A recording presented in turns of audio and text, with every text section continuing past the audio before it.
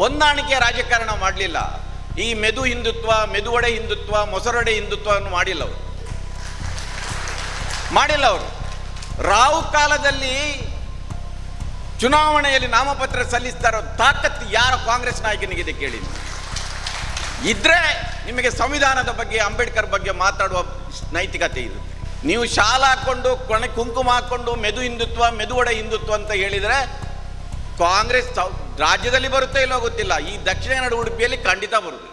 ಕಾಂಗ್ರೆಸ್ ಪಕ್ಷದ ಕಾರ್ಯಕರ್ತರ ಕೆಲವು ಶಿಬಿರಗಳಲ್ಲಿ ಭಾಗವಹಿಸಿದಾಗ ನಾನೊಂದು ಪ್ರಶ್ನೆ ಅವರಿಗೆ ಕೇಳ್ತೇನೆ, ಕಾಂಗ್ರೆಸ್ ಪಕ್ಷದ ಸಿದ್ಧಾಂತ ಏನು ಅಂತ. ನಾನು ಹೆಸರು ಹೇಳೋದಿಲ್ಲ, ಇಲ್ಲಿ ಕೆಳಗೆ ಕೂತ ನನ್ನ ಸ್ನೇಹಿತರಿಗೆ ಕೇಳಿದೆ, ಕಾಂಗ್ರೆಸ್ ಪಕ್ಷದ ಸಿದ್ಧಾಂತ ಏನು ಅಂತ. ಅವ್ರು ಹೇಳಿದ್ರು ಎಲ್ಲರನ್ನು ಕೂಡಿಕೊಂಡು ಹೋಗುದು. ಫೈನ್, ಚೆನ್ನಾಗಿದೆ. ಇನ್ನು ಕೆಲವ್ರ ಹತ್ರ ಕೇಳಿದರೆ ನಾವು ಬಡವರ ಉದ್ಧಾರ ಅಂತ ಹೇಳ್ತಾರೆ, ಇನ್ನು ಕೆಲವ್ರ ಹತ್ರ ಕೇಳಿದರೆ ಜಾತ್ಯತೀತ ಅಂತ ಹೇಳ್ತಾರೆ. ಆದರೆ ಯಾರೂ ಕೂಡ ಸಂವಿಧಾನದ ಹೆಸರು ಎತ್ತಲಿಲ್ಲ.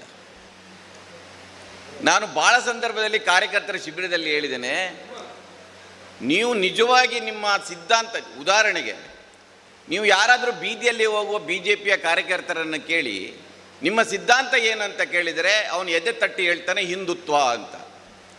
ಇನ್ನು ಬಜರಂಗ ದಳದವನು ಹೇಳಿದರೆ ಮುಸ್ಲಿಮರನ್ನು ಈ ದೇಶದಿಂದ ಓಡಿಸೋದೇ ನಮ್ಮ ಸಿದ್ಧಾಂತ ಅಂತ ಹೇಳ್ತಾನೆ. ಭಿನ್ನಾಭಿಪ್ರಾಯ ಇರ್ಬೋದು, ಆದರೆ ಅವನಿಗೆ ಸ್ಪಷ್ಟತೆ ಇದೆ. ಮುನೀರ್ ಕಾಟಿಪಳ್ಳ ಅವರನ್ನು ಕೇಳಿದರೆ ಅವ್ರು ಹೇಳ್ತಾರೆ ದುಡಿಯೋ ವರ್ಗದ ಸರ್ಕಾರ ಬರಬೇಕು, ಯಾವಾಗ ಬರುತ್ತೋ ಗೊತ್ತಿಲ್ಲ, ಬಟ್ ಬರಬೇಕಂತ ಹೇಳ್ತಾರೆ.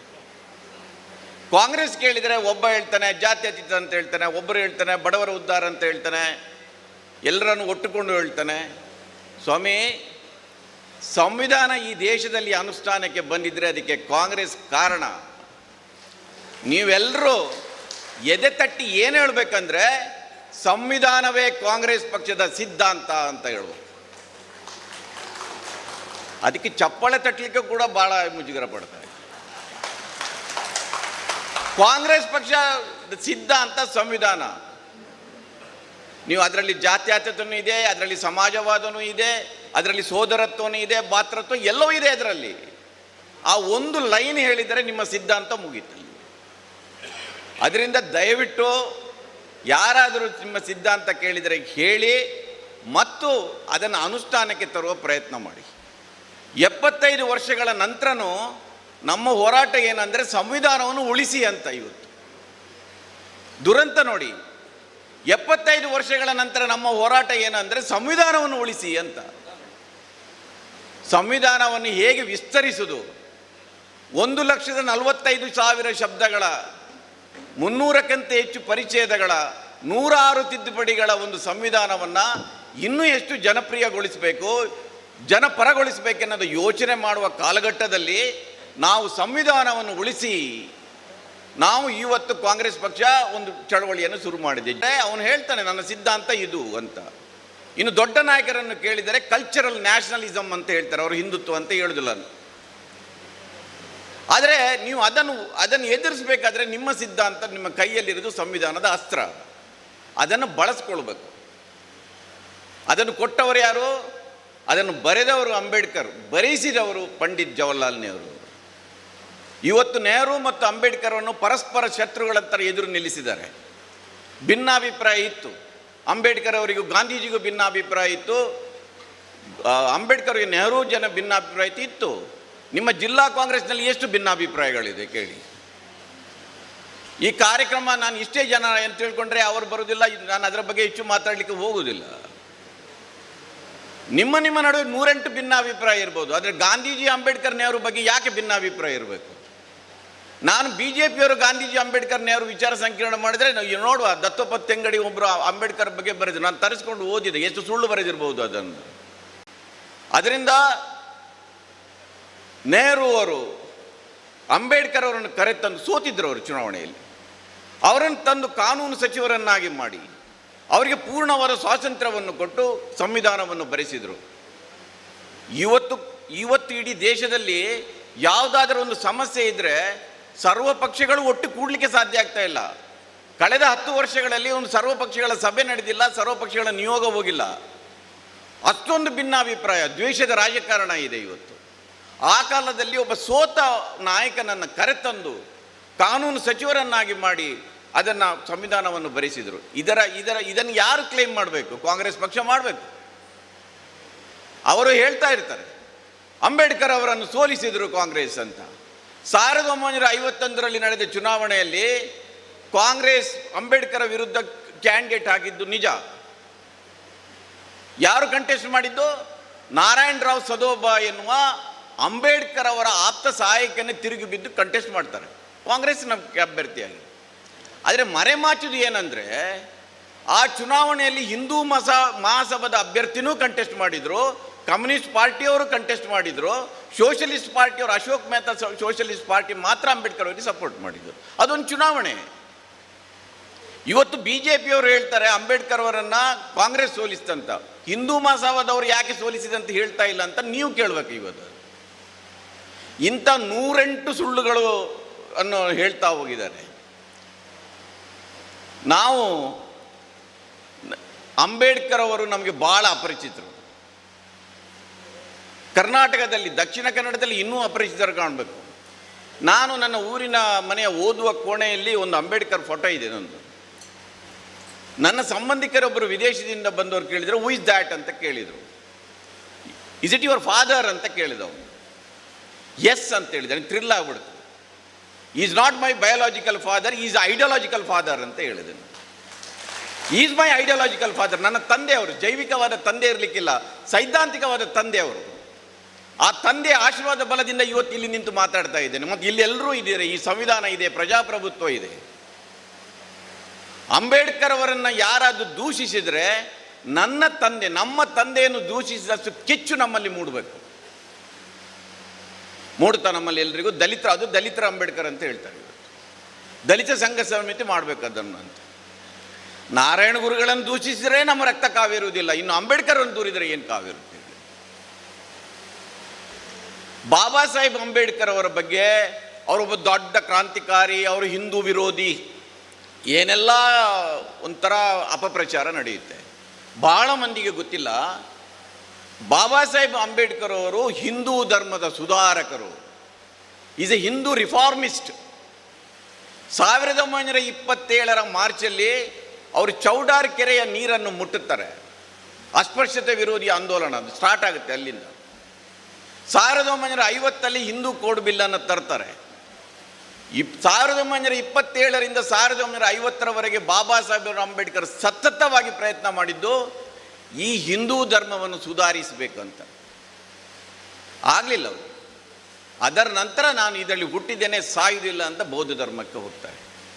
1927ರಲ್ಲಿ ಮಾರ್ಚಲ್ಲಿ ಚೌಡಾರ್ ಕೆರೆ ಮುಟ್ತಾರೆ, ವಿರೋಧ ಬರುತ್ತೆ. 1927ರ ಡಿಸೆಂಬರ್ 25ರಂದು ಮನುಸ್ಮೃತಿಯನ್ನು ಬಹಿರಂಗವಾಗಿ ಸುಟ್ಟಾಕ್ತಾರೆ. ನಿಮ್ಮ ಉಡುಪಿಯ ಒಬ್ಬ ಸ್ವಾಮೀಜಿ, ಪೇಜಾರ ಮಾಡಿದ ಸ್ವಾಮೀಜಿ ಹೇಳ್ತಾ ಇದ್ರು, ನಮ್ಮನ್ನು ಗೌರವಿಸೋ ಸಂವಿಧಾನ ಬೇಕು ಅಂತ. ನಮಗೆ ಯಾರಿಗೂ ರಕ್ತ ಕಾವಿರಲೇ ಇಲ್ಲ. ಏನಯ್ಯ ನಿನಗೆ ಗೌರವ ಕೊಡೋ ಸಂವಿಧಾನ ಅಂತ ಕೇಳಬೇಕಿತ್ತು ಅವರನ್ನು. ಮನುಸ್ಮೃತಿಯನ್ನು ಸುಟ್ಟಾಕಿದಾಗ ಅದು ಬೂದಿಯಾಗಿದೆ. ಆ ಬೂದಿಯಿಂದ ಮತ್ತೆ ಮನುಸ್ಮೃತಿ ಹುಟ್ಟುಕೊಳ್ತಾ ಇದೆ. 1949ರಲ್ಲಿ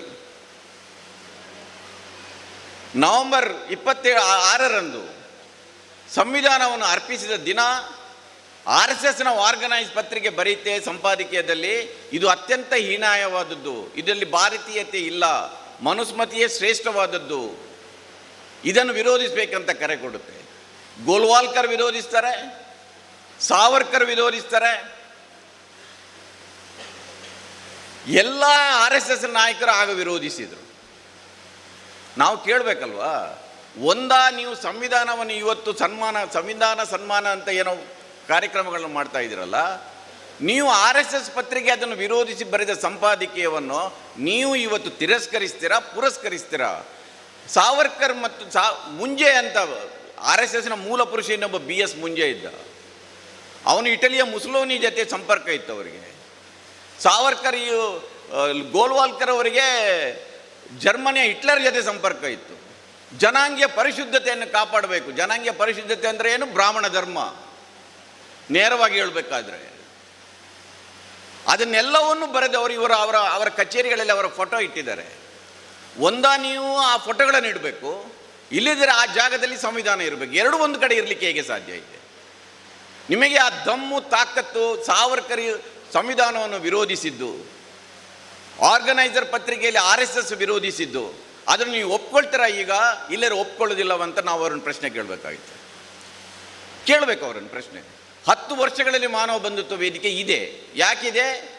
ಅದರ ತಳಹದಿ ಭದ್ರವಾಗಿದೆ. ಅದರ ನಾಯಕರಾದ ಸತೀಶ್ ಜಾರಕಿಹೊಳಿ ಅವರಿಗೆ ಬದ್ಧತೆ ಇದೆ.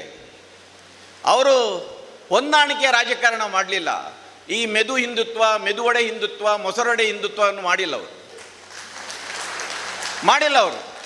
ರಾವು ಕಾಲದಲ್ಲಿ ಚುನಾವಣೆಯಲ್ಲಿ ನಾಮಪತ್ರ ಸಲ್ಲಿಸ್ತಾರೋ ತಾಕತ್ತು ಯಾರ ಕಾಂಗ್ರೆಸ್ ನಾಯಕನಿಗಿದೆ ಕೇಳಿ. ಇದ್ರೆ ನಿಮಗೆ ಸಂವಿಧಾನದ ಬಗ್ಗೆ, ಅಂಬೇಡ್ಕರ್ ಬಗ್ಗೆ ಮಾತಾಡುವ ನೈತಿಕತೆ ಇರುತ್ತೆ. ನೀವು ಶಾಲ ಹಾಕ್ಕೊಂಡು ಕುಂಕುಮ ಹಾಕ್ಕೊಂಡು ಮೆದು ಹಿಂದುತ್ವ, ಮೆದುವಡೆ ಹಿಂದುತ್ವ ಅಂತ ಹೇಳಿದರೆ ಕಾಂಗ್ರೆಸ್ ರಾಜ್ಯದಲ್ಲಿ ಬರುತ್ತೋ ಇಲ್ಲೋ ಗೊತ್ತಿಲ್ಲ, ಈ ದಕ್ಷಿಣ ಕನ್ನಡ ಉಡುಪಿಯಲ್ಲಿ ಖಂಡಿತ ಬರುವುದಿಲ್ಲ. ಯಾಕೆ ಬರುವುದಿಲ್ಲ? ನಾನು ನಿನ್ನೆ ಮಾತಾಡ್ತಾ ಇದ್ದೆ, ನಾನು ನಿನ್ನೆ ಮಾನವ ಬಂಧುತ್ವ ವೇದಿಕೆ ಕಾರ್ಯಕ್ರಮದಲ್ಲಿ. ಇದೊಂದು ಬಹುಸಂಸ್ಕೃತಿಯ ತೊಟ್ಟಿಲಿದು. ಹಿಂದೂ, ಕ್ರಿಶ್ಚಿಯನ್ರು, ಮುಸ್ಲಿಮರು ಕೂಡಿ ಕಟ್ಟಿದ ನಾಡು ಇದು. ಇದನ್ನು ಒಡೆದು ಮುರಿತಾ ಇದ್ದಾರೆ. ನಾವು ಮೆತ್ತಗೆ ನೋಡ್ತಾ ಇದ್ದೇವೆ. ಯಾಕಂದರೆ ನಾವು ಇದೇ ಮೆದುವಡೆ, ಮೆದು ಹಿಂದುತ್ವದಲ್ಲಿ ಇದ್ದೇವೆ. ನಾನು ಕಾಂಗ್ರೆಸ್ ಪಕ್ಷದವನಲ್ಲ. ನಾನು ಭಾಳ ಸರಿ ಹೇಳಿದ್ದೇನೆ, ನಾನು ಕಾಂಗ್ರೆಸ್ ಪಕ್ಷದ ಸೈದ್ಧಾಂತಿಕ ಸಂಗಾತಿ ಅಂತ. ಒಬ್ಬ ರಾಹುಲ್ ಗಾಂಧಿ ಏನು ಹೇಳಿದ್ರು? ಅವರು RSSಗೆ ನೀವು ಹೆದರುದಿದ್ರೆ ದಯವಿಟ್ಟು ಕಾಂಗ್ರೆಸ್ ಬಿಟ್ಟು ಹೋಗಿ ಅಂತ ಹೇಳಿ. ಎದೆಗಾರಿಕೆ ಬೇಕ್ರಿ ಅದಕ್ಕೆ. ಯಾರು ಹೇಳಲಿಕ್ಕೆ ಸಾಧ್ಯ ಇದೆ ಅಂತ ಕಾಂಗ್ರೆಸ್ ನಾಯಕರಲ್ಲಿ ಎಷ್ಟು ಮಂದಿ ಹೇಳ್ತಾರೆ? ಹೇಳುವರಿದ್ದಾರೆ, ಇಲ್ಲ ಅಂತ ನಾನು ಹೇಳೋದಿಲ್ಲ. ಯಾರು ಹೊಂದಾಣಿಕೆ ರಾಜಕಾರಣ ಮಾಡೋದು ನಿಮಗೆಲ್ಲರಿಗೂ ಗೊತ್ತಿರುತ್ತೆ. ಇದರ ಮೂಲಕ ನಾವು ಭಾಳ ಮಂದಿ ಪ್ರಶ್ನೆ ಕೇಳಿದರು, ಬಡವರ ಬಗ್ಗೆ, ಮತ್ತೊಂದು ಬಗ್ಗೆ. ಸ್ವಾಮಿ, ನೀವು ಯಾರಾದರೂ ದನಿ ಎತ್ತಬೇಕಲ್ಲ ಅದರ ಬಗ್ಗೆ. ನೀವು ಹೊಂದಾಣಿಕೆ ರಾಜ್ಯ ಮಾಡಿಕೊಂಡ್ರೆ ನೀವು ಅಂಬೇಡ್ಕರ್ ಅವರ ಬಗ್ಗೆ ಬಗೆಯೋ ದ್ರೋಹ ಇದು ನಾನು ತಿಳ್ಕೊಳ್ತೇನೆ. ನೀವು ಮಾತಾಡದೇ ಇದ್ದರೆ, ಸಂವಿಧಾನವನ್ನು ಉಳಿಸಿ ಉಳಿಸಿ ಅಂತ ಭಜನೆ ಮಾಡಿದರೆ ಅದು ಉಳಿಯೋದಿಲ್ಲ. ಅಂಬೇಡ್ಕರ್ ನೋಡಿ, ನಮ್ಮ ಐಕಾನ್ಗಳು ಯಾರಿದ್ದಾರೆ? ಬುದ್ಧ, ಬಸವ, ಅಂಬೇಡ್ಕರ್, ಪೆರಿಯಾರ್, ಪುಲೆ, ನಾರಾಯಣಗುರು, ಕನಕ, ವಾಲ್ಮೀಕಿ ಎಲ್ಲರೂ ನಮಗೆ ಐಕಾನ್ಗಳು. ನಾವು ಅವರ ಸಿದ್ಧಾಂತಗಳನ್ನು ಪೂರ್ಣವಾಗಿ ಒಪ್ತೇವೆ. ಆದರೆ ನಮ್ಮ ಎದುರಿಗಿರುವರ ಸಿದ್ಧಾಂತಗಳೇನು? ಅದೇ ಮನು, ಸಾವರ್ಕರ್, ಹೆಡ್ಗೇವಾರ್, ಗೋಲ್ವಾಲ್ಕರ್, ಮೋಹನ್ ಭಾಗವತ್, ಕಲ್ಲಡ್ಕ ಪ್ರಭಾಕರ್ ಭಟ್ರು. ಆಯ್ತಪ್ಪ, ಅವರ ಫೋಟೋ ಇಟ್ಕೊಂಡೆ ಓಟ್ ಕೇಳಿ. ನೀವು ಸಂವಿಧಾನ ಸನ್ಮಾನ ಯಾಕೆ ಮಾಡ್ತಾ ಇದ್ದೀರಿ? ತಾಕತ್ತಿದ್ದರೆ ಅವರ ಫೋಟೋ ಹಾಕಿ ನಾವು ಅಂಬೇಡ್ಕರನ್ನು ವಿರೋಧಿಸ್ತೇವೆ, ನಾವು ಗಾಂಧೀಜಿಯನ್ನು ವಿರೋಧಿಸ್ತೇವೆ, ಬುದ್ಧನನ್ನು ವಿರೋಧಿಸ್ತೇವೆ ಅಂತ ತಾಕತ್ತಿದ್ದರೆ ಅದನ್ನು ಹೇಳಿ ಓಟ್ ಕೇಳಿ. ನೀವು ಈ ಸವಾಲನ್ನು ನೀವು ಹಾಕಬೇಕು. ಇದರಲ್ಲಿ ಯಾರಾದರೂ ಕಾಂಗ್ರೆಸ್ ಪಕ್ಷದವರು ಇದ್ದರೆ ನಮಗೆ ತಕರಾರಿಲ್ಲ, ನಾವು ಅವರನ್ನು ವಿರೋಧಿಸ್ತೇವೆ, ನಾವು ಅವರನ್ನು ಎತ್ಕೊಳ್ಳೋದಿಲ್ಲ. ನಾವು ಎತ್ಕೊಂಡಿದ್ದು ಈ ಮಹಾಪುರುಷರನ್ನು, ನಾವು ಅದಕ್ಕೆ ತಕ್ಕಂತೆ ನಡ್ಕೊಳ್ಬೇಕಲ್ವಾ?